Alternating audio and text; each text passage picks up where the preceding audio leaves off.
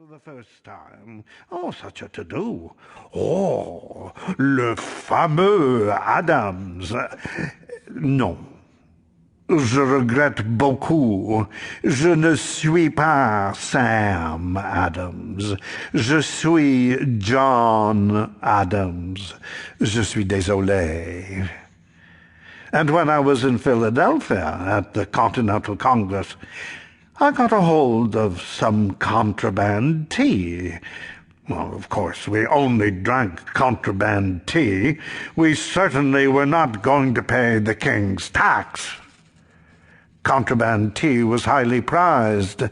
I sent a packet by special courier to my wife in Braintree, or so I hoped.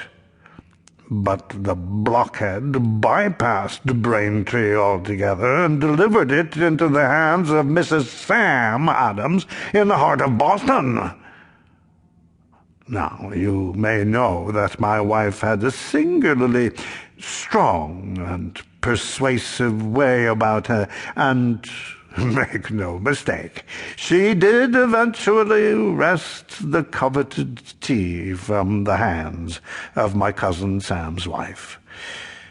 So, I am not Sam Adams, nor am I John Quincy Adams. In fact, there is no such person as John Quincy Adams, any more than there is such a place as Quincy, Massachusetts.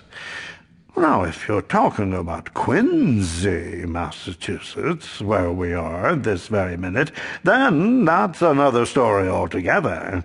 And if you mean John Quincy Adams, President of the United States this very minute, and my son, I am not he either. No. I am John Adams, variously known as Farmer John, Lysander, Humphrey Plowjogger, Novanglus, Sui Juris, Mr. Vice President, Mr. President, Bonnie Johnny Adams, the Duke of Braintree, and his rotundity. You have your choice. Farmer John is who I consider myself to be, and Peacefield here, where we are gathered, is but the farm of a patriot. When I was a boy, I informed my father that I wanted to be a farmer. He had other plans for me. He wanted me to go to Harvard, go into the world, but I stood fast. I was determined to be a farmer. All right, he said, come into the fields with me, which I did.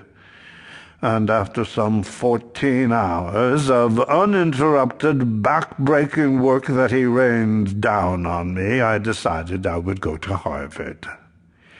But here I have been now since the beginning of the century, and I have been full content to be back tilling the soil. Full content. Lysander is the private name my dear Abigail, my Portia, had for me, in the manner of intimate names between those who love each other deeply. Humphrey Plowjogger, Novanglus, Sui Juris, or some of the noms de plume I used when writing my polemics, of which there were many in my early days, in the press.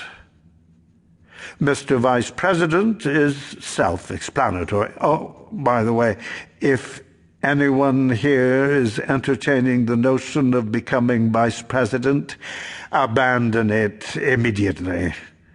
It is the most insignificant office that ever the invention of man contrived or his imagination conceived. I should know. I was first Vice President of the United States for 8 arduous years. Mr. President, self-explanatory as well. I was second President of the United States for 4 years. I would like to have served for a further term, of course, but the people decided otherwise. The consolation for that was my return.